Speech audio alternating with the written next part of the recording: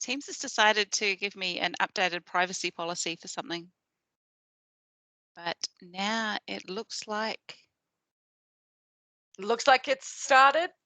I'm we seeing are. I'm seeing that it's recording. Yep, excellent. And if you're seeing the transcript button, you can flick back over to the chat if you want to see the chat. So these meetings are pretty informal. I do have some slides to share today, only because it was easier for this particular topic to start off with a little bit of structure, and then we will just jump into live questions, answers, time for sharing. Tell us how you found the exam training and certification experience. Feel free to comment in the chat as you go. Jess and I are always keeping an eye on that, and we'll bring any of your questions and comments into the conversation as we go. So with that, I am going to kick off with a few slides.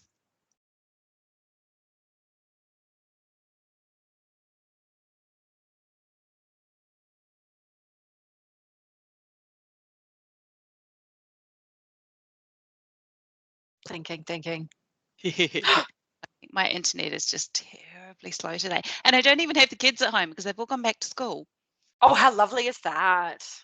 So good. I love them to bits, but 2 months is a lot. Excellent. Okay, so in the olden days, once upon a time, when you wanted to do some training about a Microsoft product and then go and sit the exam, it was based around the product itself. So the very first official Microsoft training course that I did, and I'm going to age myself here totally, was Windows NT4 Core Technologies. And we did a course about that product, and there was certificates that we could do under the old Microsoft certified structure, the old MCSAs and MCSEs. Now what we've done is we've changed to a more what we call a role-based approach. And so with a role-based approach, it's about structuring training and certifications around the kind of work that you would do in a particular role. And so the Microsoft certifications page itself gives you these different role paths to go and explore based on the kind of work that you do. So this is a bit of a structure of how our new exams are put together. At the base level, you've got your fundamentals exams. So your fundamental exams are the really good ones to start with that literally give you that foundational knowledge. They tell you the basics of the product or the platform. They go into some of the sort of aspects that go across the platform, like for Azure, for example, cost management and governance, and some of those concepts that you really need to know regardless of which path you're then going to go down to specialize in these particular roles. And then we go to the associate level. So for the associate level, there are different exams depending on which role and which particular platform you're looking at. And you don't have to do all of those. If you do any one of those exams, you get the associate level badge. And then we've got the expert level. So the expert level literally is next level up in terms of how hard they are and how detailed and technical the subjects are for you to go and sit that exam. And as you can see in this particular slide, we're looking at everything from Azure in terms of our apps and infrastructure. We've got our data and AI. We've got our modern workplace, which is our Microsoft 365 certifications. And then we've got Dynamics and our business applications, and Power Platform is in there somewhere too. I'm not sure if it's exactly on that slide, but that's sort of the new structure of the layout of things. Fundamentals are always a really good place to start with if you haven't done any exams before either. They give you that entry step into what the exam process itself is like. And so the way that we've put these together is we literally go out and do some research in the form of a job task analysis. And that involves like talking to people and interviewing people across our customer base about the kinds of things that they do in that job, talking to particular subject matter experts within and outside of the company to put that aside, and then coming up with not only what should be in the assessment for the exam, but what training resources we need to provide. And again, in the olden days, if you wanted to learn to study for an exam, there was like 2 ways to do it. You had to go and sit in the classroom course for a week that cost your employer thousands of dollars, or you went and bought the book, like the official Microsoft Press book for that content, and that was the only really two ways that you could learn this stuff. Now, of course, we've got both Microsoft and a whole range of partners that provide online learning and training courses. We've got micro learning with our Microsoft Learn platform, so there's lots of little bite-sized bits of learning that you can jump into at your own pace and keep track of where you're at.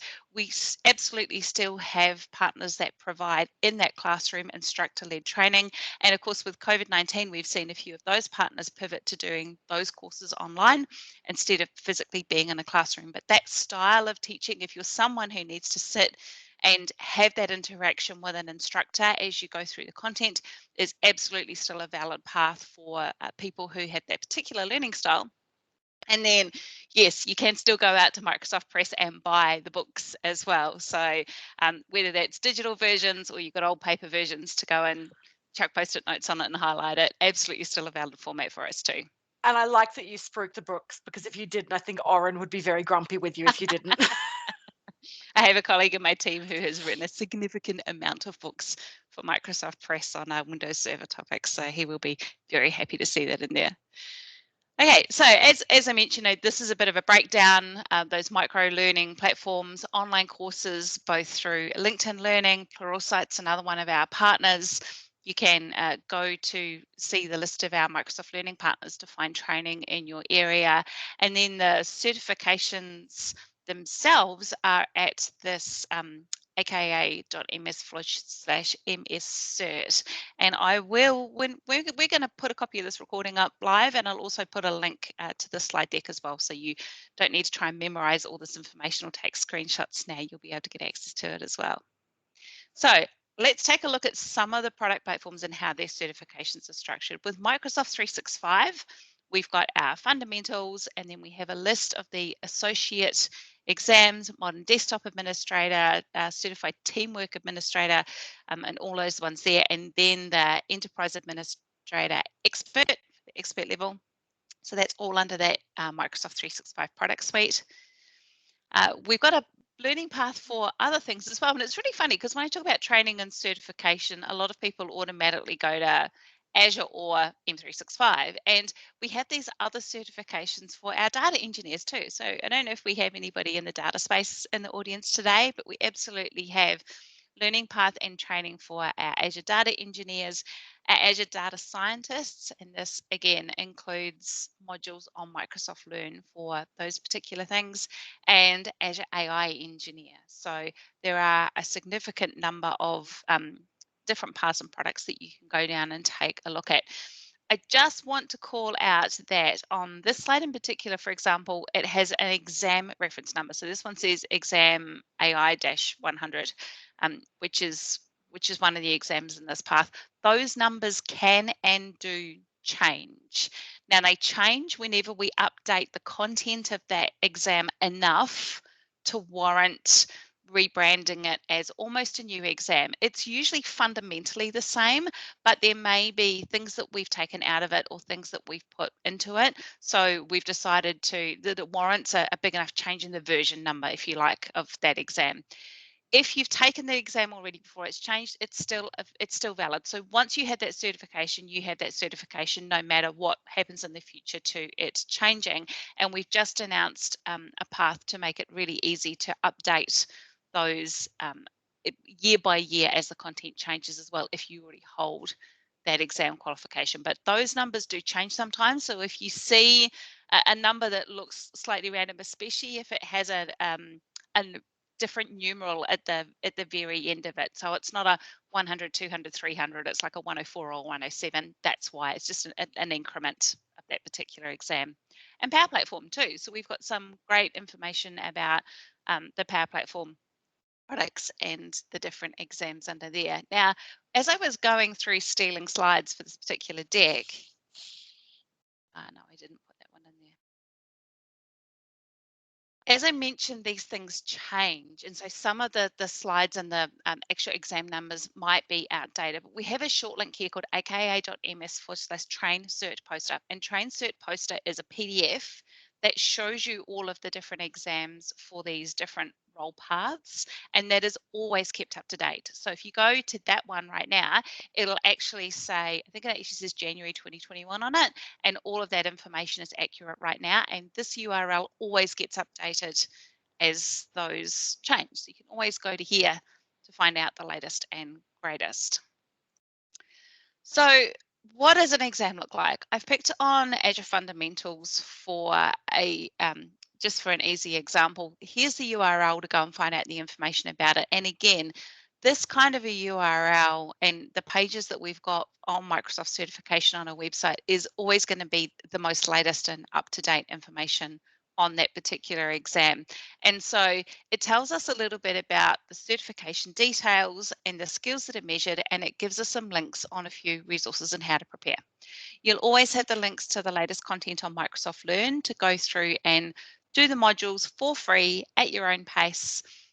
Some of those modules have interactive elements and some of them don't. And the reason that some of them don't is there are some things that we can put in our training, what we call our sandbox. That is things like being able to create a virtual machine in Azure. That's something that we can put in a training environment. You go and create a virtual machine, mainly because we can lock down the security on that so that you're not going and creating one of our E16 $8,000 a month machines in the test environment. You won't be able to do that on Learn. I'm very sorry. It would cost us a fair bit if everybody in the world decided to do that. So we lock those things down nicely. But unfortunately, there are some things inside that platform that we can't let people have access to change. And that's things like identity is a really big one. So some of the topics around identity and governance hit on things that we can't lock them down, so then you wouldn't be able to use them, and it just gets complicated. However, with those, what we tend to do and Learn is give you the step-by-step breakdown for an exercise, and you can go and spin up an Azure free trial and try that in your own test environment. The other really important thing about the certification exams is on this page, it actually shows you the skills measured, and it gets you can download a copy of the certification plan. Now, it's called an objective domain, and the objective domain literally tells you what you are going to be tested on in the exam. If you've done a full path of Microsoft Learn training for this exam, it shouldn't be any surprises. When we release content on Microsoft Learn, we match it to that objective domain if it is content on Learn that does relate to one of the exams. So we absolutely make sure that there is the connection there to match up what you've been doing on Learn and the kinds of questions that you're going to go and get asked in the exam. But it just helps focus you on what's important to learn and memorize and what you don't need in your And I'm going to toolboxes. jump in. Yeah, I'm going to Yeah. jump in there and say, as someone who's now sat quite a number of these exams, making sure that when you're going through those skills measured and you're grabbing that skills outline and you're looking through it all, mark off the stuff that you know and go through and make sure that you spend a lot of time on the stuff you don't, because I guarantee you the stuff you don't is going to come up on the exam. I don't know how they do it. I don't know how they know how to target that stuff to you, but the stuff that you're not very familiar with is the stuff that will always come up.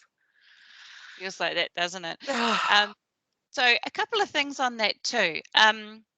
The official page for the exam will always have a link to the official page for the practice test.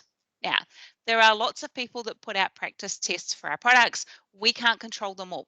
What we can control is particular partners that we have a relationship with where we know that their content is going to be up to date and accurate, and that will always be the link on the certification page to measure up is one of the vendors that we use to provide practice tests. If you want to go and purchase one of those and go through an exam, the kinds of similar test questions, please be careful of people spruiking and selling on the internet free exams, or in particular exam dumps.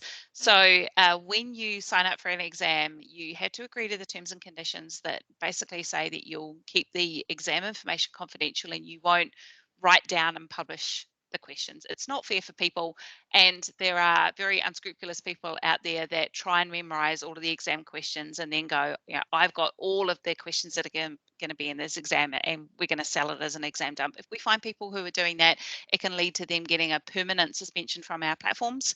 And the other thing is, what you might not know is the questions in the exam, we actually adjust them over time. So the exam that I go and sit today might actually have different content and different questions in than the exam that Jess sat 3 weeks ago.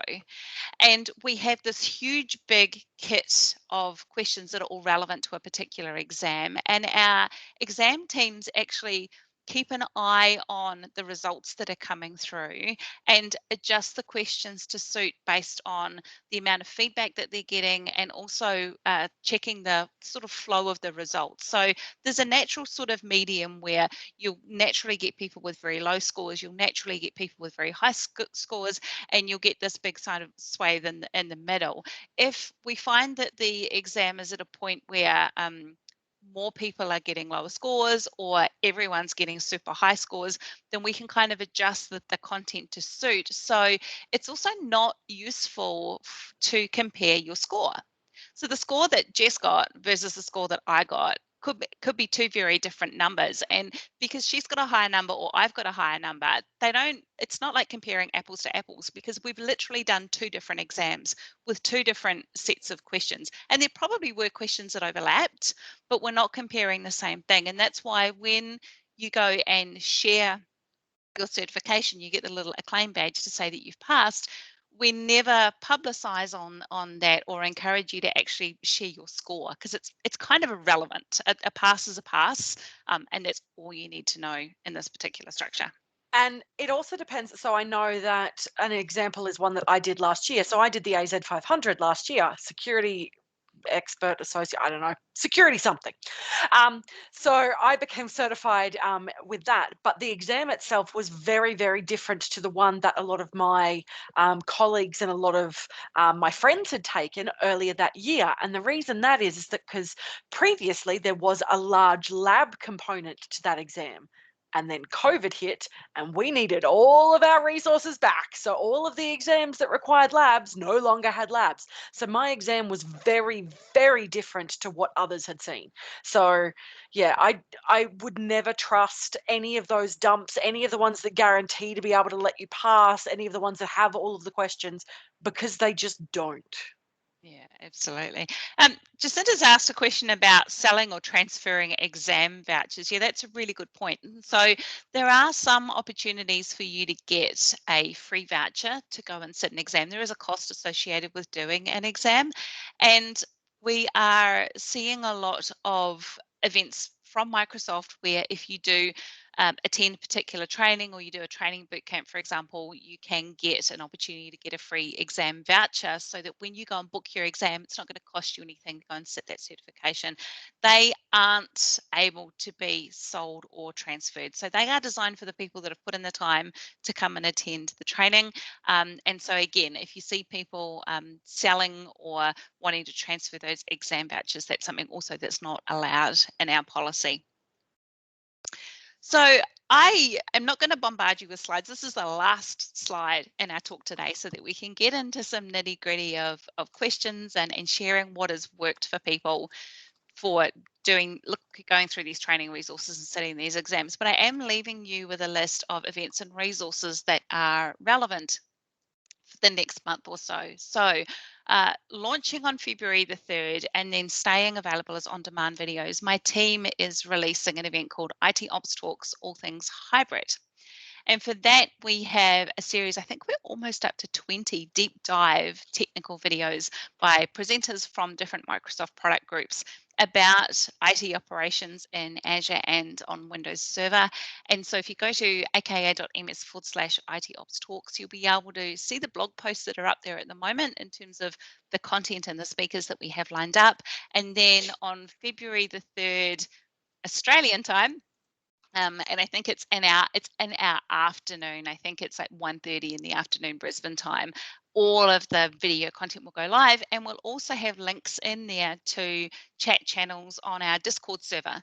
So that gives you the opportunity to carve out some time in your week or in the upcoming weeks and watch that content at a pace that suits you, at a time that suits you, but come and jump into our Discord channels and have a conversation about that particular session. We know a few people are going to host some watch parties and watch that content together on different platforms, but it gives you the space to come and chat and hang out and ask your questions over the course of time about their sessions. The 15th to 19th of February, we've got a Cloud Skills Bootcamp. So that's being run by Microsoft Australia. It is a ton of free training that we split into different sections. And there's a session that I'm actually running, which is an introduction to the cloud session. So you can go and register at that URL to get some free training. I know there's some Azure fundamentals training in there as well. And there's something for everybody, whether or not you develop apps or you're in the data science part or you're an IT pro like Jess and I are. A Cloud Guru, they're one of our training providers. They've told us that they are running a promotion coming up into February where their free level of account is going to have the AZ900 Azure Fundamentals training course that they provide for free as part of their free tier account. So go and register for a free account on their platform and get notified when that goes live. They do rotate around the content that is available to the free accounts, and in February it just happens to be an Azure focus. So there's a great chance to get some more AZ900 training for free, which is all good. And then from an ongoing basis, Microsoft Australia does publish their Microsoft Cloud training events on Azure M365 and Dynamics 365. So the URL is there for you to go and see what's coming up in the Australian space from our local subsidiary partners about free training opportunities they're putting on too. So it just blows my mind. It's so much better, like I said, than having to go and sit in a classroom for 5 days and have it cost my organization a few $1,000s. And this is why I think we're seeing a bit of a resurgence in individuals going and doing some training and these certifications for the enjoyment of it, for the chance to learn something new. And I'm going to stop the presentation and we're kind of going to segue into this benefit of, like, why would you? And I think back in the day, it used to be that I'd only bother looking at certification exams if I was changing my job, right? If I'm sitting in a job now where I'm doing a role quite happily and getting that little badge isn't going to make a difference to my day-to-day job, and I'm not looking to change jobs, like, why would I? One of the interesting things you find though, and I've had this from even people in the cloud developer advocate team, is doing an exam forces them to look at different parts of the product that they possibly wouldn't touch. And it helps kind of make connections together about why things are the way that they are. And so Azure Fundamentals very much is like that. And I find sometimes if you're doing a role, you get quite deep in the particular silo of the thing that you do with it, and you lose sort of the fundamental knowledge of what wraps around it, which is why the AZ900, for example, is so good. Jess, that's been a requirement for your role, but what have you found has been the benefit of doing some study and doing these exams? For me, I mean, the exams are very, very broad. So usually with my role, and even with, I'm assuming with some people in the roles that they're in, they get very pigeonholed and siloed into the products that they're looking after or assisting with. I find that doing the certifications kind of helps you broaden your view a little bit. So when it comes to, for example, security, I've very much focused on the identity space. Whereas when I had to do the security exam, I had to know about security for storage and security for networking and security for pretty much everything Azure related, which meant that I had to know what I was doing. So it meant that I was able to delve into areas that I wouldn't necessarily have gone into. It also helps you kind of reevaluate what your interests are, because as you're studying for these things, you find, well, hey, that's really cool. I want to delve into that a little bit more. Or the opposite, which is what I found, is data and networking is definitely not for me. I don't want to go back down that path. So it's really useful to be able to find where your interests lie, but also get sort of that more broader understanding of where everything sits and how it all fits together. Yeah, absolutely. I like Finn. Networking is very much dark magic. The same goes for PKI. PKI is considered voodoo in my language. Absolutely. And you know, again, it's so nice to see that this industry is so broad. Though, you know, I know some epic women in networking that are just so incredible when it comes to the knowledge of that layer of things, and it's their thing, right? But that's why I love this industry, because there's so much scope to find out what your thing is. Yeah. And I like Melina's question. So Melina's asked about the fundamental exams and what the benefit of doing those versus jumping up and straight and doing, say, one of the associate exams. And I think Michelle's responded and said exactly the right thing. So it's kind of that jumping point. You start in, you go into the fundamentals. It teaches you the basics that you then build upon to go to the next level, which then you build upon to go to the next level up. So it's the building block. So rather than trying to shove all of the information into your head all at once, you kind of build it up a little bit by little bit. Absolutely. And that's a nice segue. So we're going to ask Michelle to come and share your experience, because she's been a bit of a exam certification mission lately. I don't think it was the what can I do to amuse myself in hotel quarantine, though, was it, Michelle? Because why and how, and yeah, tell us your story. Yeah, it is a bunch of things. It was, I have a grad hire that works with me, and she was getting a lot of exams, and I was like, I can't have this young whippersnapper beating me at all of this stuff. I need to show the kid I've still got it. So, and also, in my role, they ask us to do one certification a year, which I think is, we're in Microsoft. I think we should all be doing at least one a quarter. And Steve, our CEO, gives us one learning day a month. So I thought, well, why not use that one learning day and actually force myself to really study? Because if you don't have an exam booked, then in fact you probably don't use the learning day to learn. You get distracted by meetings and things like that, and you don't take that time to focus on your own professional development. And over the Christmas period, I thought I'm going to do it over those 2 weeks, and then I couldn't book an exam over those 2 weeks over Christmas, because everyone in the world decided to do their exams over the 2 weeks of Christmas when things were less quiet at work. So then I booked them for as soon as I could, and I booked 3 in January and just did them. I did the AI fundamentals on the Tuesday, and then I did the AI associate on the Wednesday. And that was so good because the content is the same. You have to go a bit deeper for the associate, but you are studying the same stuff and you are absorbing it all. I think, have we lost Michelle? She's certainly looking a little frozen. I've got to admit, that's probably a very handy segue, talking about the multiple exams. The fundamentals, probably not too bad, but if you start jumping up into the associate levels, I don't recommend taking them back to back. It can be exceptionally stressful. So I can't remember what it was back when I did it. It was sort of around 2013 or 2014 when I did the MCSA for 2000 Windows Server 2012, and I did those 3 exams back to back over 2 days, and it was incredibly stressful. It took a lot of willpower. I think I only just scraped the last one with the skin of my teeth for a pass. So if you can stretch them out a little bit, don't try and shove lots in at once. Focus on doing the best you can with one and then moving on to another.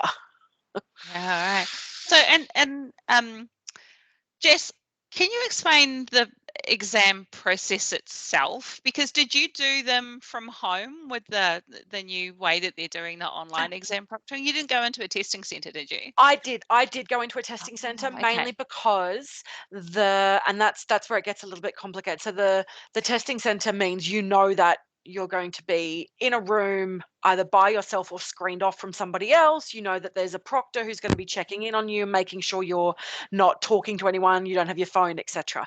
At home, it's a little bit trickier because you've got to use the camera, you've got to show your entire room, you've got to make sure that there's going to be no one else making noise, because I know a number of friends who've taken exams and have had that remote proctoring, and the remote proctor has actually failed them on the exam because there was audible noise that could be heard through their camera, which was just their kids at home, which I think is taking it a little bit too far. I mean, it's not like your kids are going to be screaming answers to a Microsoft exam at you, I don't think.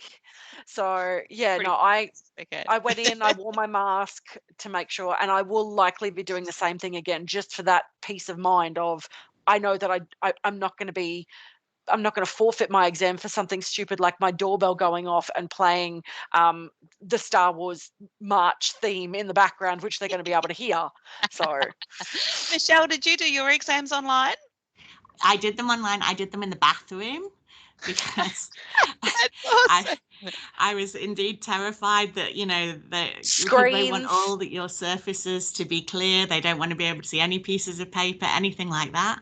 So I did it in the bathroom, and the first two were perfect. It was fine. They have you take some photos, and then afterwards the girl sort of calls you through the exam and then says, like, wave, show me your laptop, like, move your laptop around the room so I can see like the whole room. Wow. And so that was fine. I do recommend bathrooms, great places for it. That's a great tip. I love that. The third one was annoying though. The guy, the invigilator, kept like messaging me saying the video was cutting out and could we reboot and stuff like that.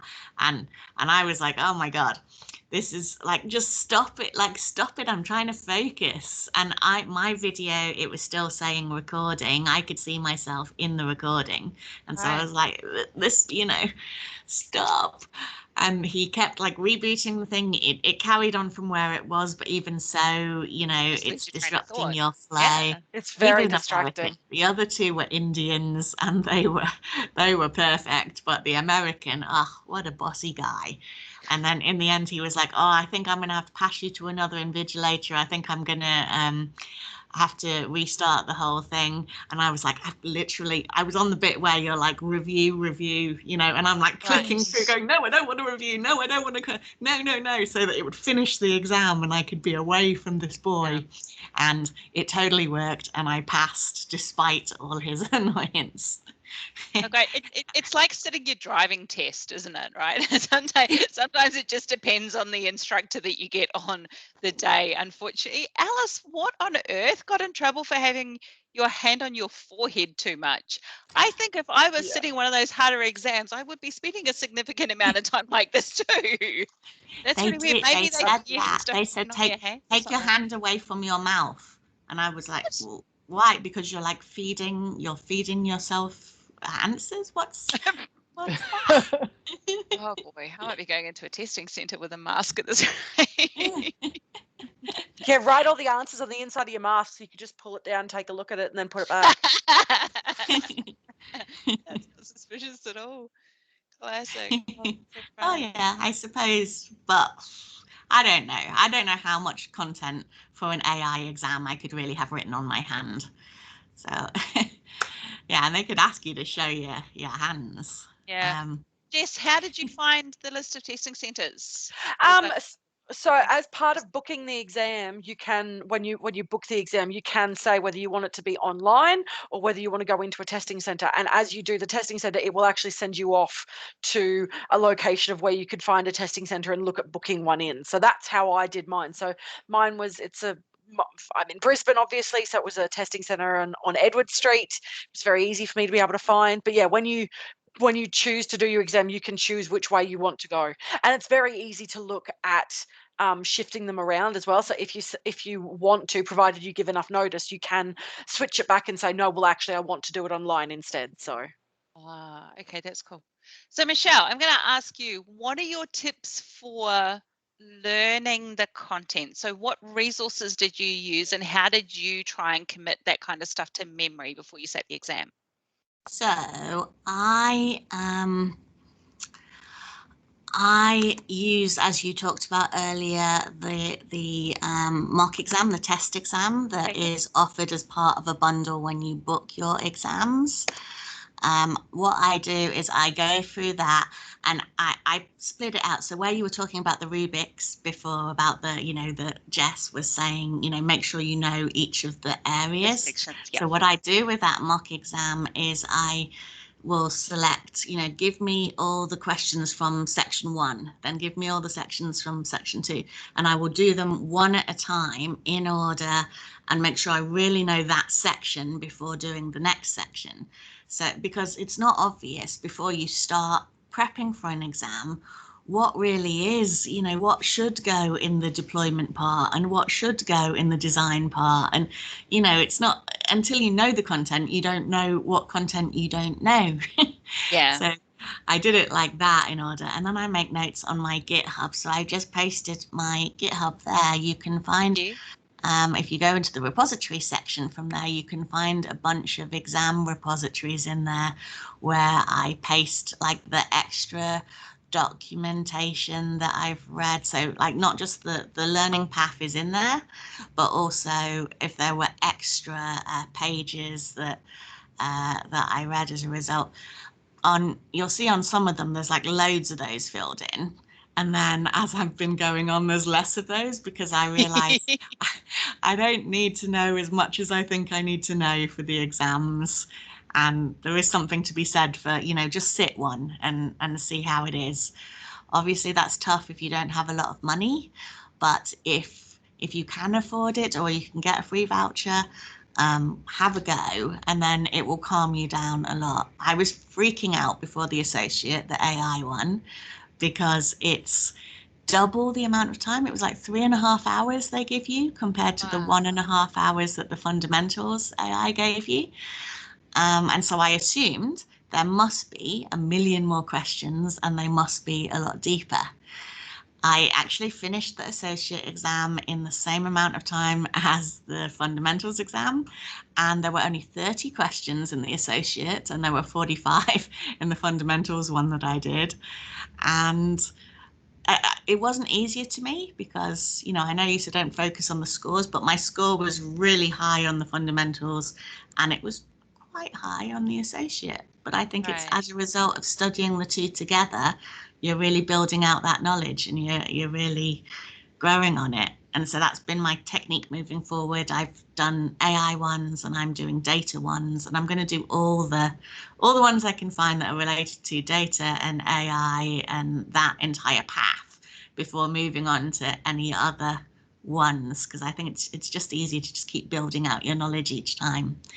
Data really good is tip. a lot of stuff I'm not strong on compared to AI, but there is still crossover stuff. So it's kind of, it gives me a little bit of confidence when I come across a question every now and again that I totally know. Yeah, that's a really great tip. Jess, what about you? What are your study tips? You're on mute, sweetie. I don't know why it had muted me, but so my study tips are mainly around practice, because a lot of the stuff that I do is around actually going onto it and either building something or changing settings or whatever. So I find that actually running through demos and building a demo environment and working with the technology is what's going to get me to pass, just because that's, once it becomes almost like muscle memory of where to go and which settings to use and where things are located, it becomes just part of your knowledge. You instinctively know it. So when you get a question around, particularly around some of those products, of what setting would you be looking at changing, or where would you go in order to configure this, you automatically know it, and that builds your confidence to be able to then answer some of those trickier questions.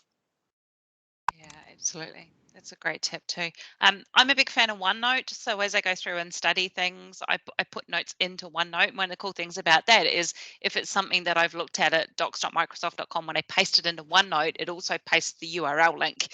So when I'm going back and reviewing my notes, I can go back to the source of that thing that I pasted if I wanted to. And just on that, so I was involved in the team that went through and refreshed the content on Microsoft Learn for the AZ900 Azure Fundamentals exam. And it was a good collaboration between people and sort of my team and Worldwide Learning, who are the people who set the structure for the exam and the content of it, and the various product groups. And so there's no one particular product group for Azure, and with AZ900 covering so many different areas of that Azure platform and a bit of a spot the difference about each of the different kinds of products in Azure. There was a lot of collaboration with the different product groups, but we were very focused on making sure that the stuff that was in the content that we were releasing was always relevant to the exam. And we had some little bit of pushback with the product group that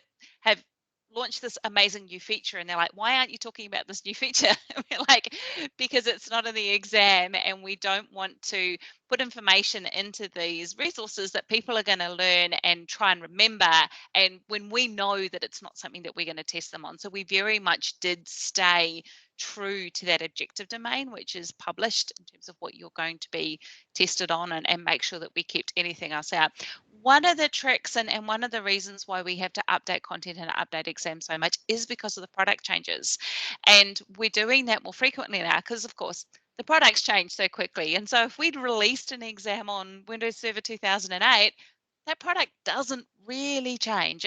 Sure, it has some service packs and some updates, but fundamentally it doesn't change much at all. And so with the latest objective domain for Azure Fundamentals for AZ900, there were some things that were dropped and some things that were added because the focus The product and changed. the products have changed. Yeah, absolutely.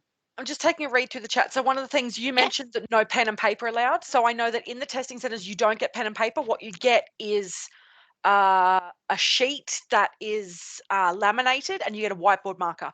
Ah, wow. So you can take notes, but it's wiped clean, and you're only allowed that one A4 piece. You can use both sides of it, but that's all you're allowed, and it gets wiped clean. And if you have to leave the room at any stage, they will wipe it clean before you re-enter the room, so that it's very, very strange. But yeah, so you get this piece of paper, a laminated piece of paper and a whiteboard marker, which is one of the reasons why I do like going into the testing centers, because I know you can't use a pen and paper at home, and I like writing things down and drawing things when I'm working stuff out, and I can't answer the questions without that. Julie's asked about, once you pass the exam, how long do they last? That depends on the exam. So some of the exams are a lifetime exam. Some of the exams have a finite amount of time. So take a look at the exam itself. I think some of the associate or the engineer ones, I think they've only got a 2 or 3 year life cycle on them.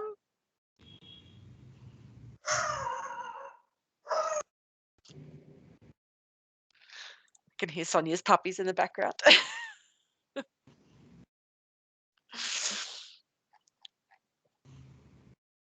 Yeah, that's what happens when someone drives past my house and toots their horn. Not even for me, but I've got a good guard dog. She's a lot smaller than she sounds.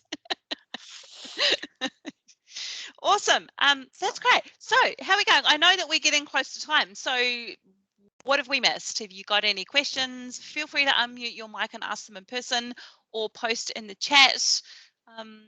Yeah, let us know what you think. Are you planning to sit an exam? Have you got one booked? Do you have one on your list that you think you really should do, or you'd like to do one day? Have we inspired you to go and do some training and learning exam? The next one on my books, when I get past a couple of big events for work, would probably be AZ500, because I'm really enjoying the security aspect of the IT Pro work that I've been doing. And you know, I'm going to bug Jess for her tips, seeing as she passed that exam.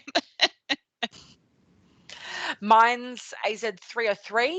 I think it's actually part of my core training requirements this year for my job, actually, and I'm terrified because it encompasses a whole lot of stuff that I'm not particularly good at or familiar with. So that's going to be a fun learning experience. Wow. What's in that exam? So the AZ303. It's I think it's the one step down. So it's the architect. So it's the architecture technology. So it's all of the Azure architecture side of things. Wow.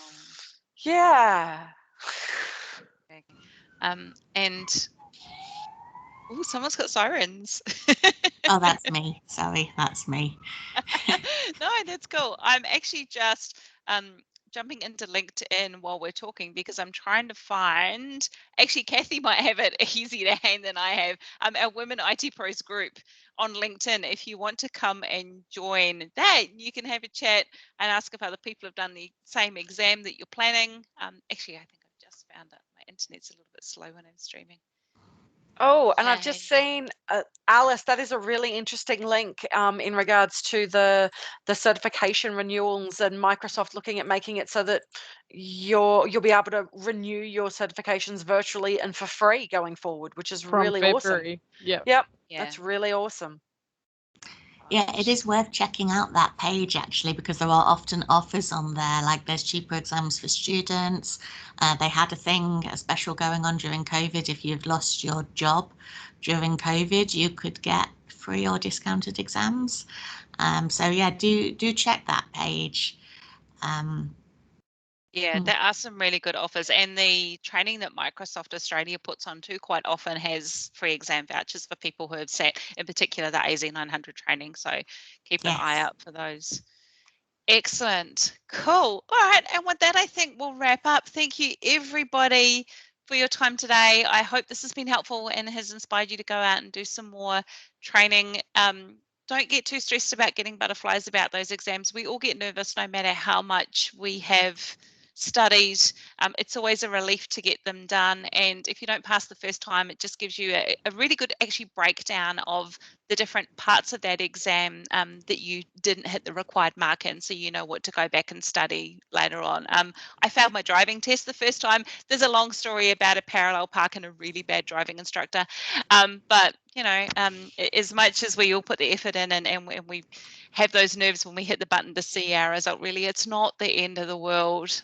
If it's a second, third go or even more, just be persistent, stay with it, and You'll get there. share your accomplishments. Now, I actually saw somebody on LinkedIn do a bit of a rant about, I don't want to see your exam badges. I don't care if you've passed an exam. Like, LinkedIn is just being filled with people that are sharing their exams, big deal.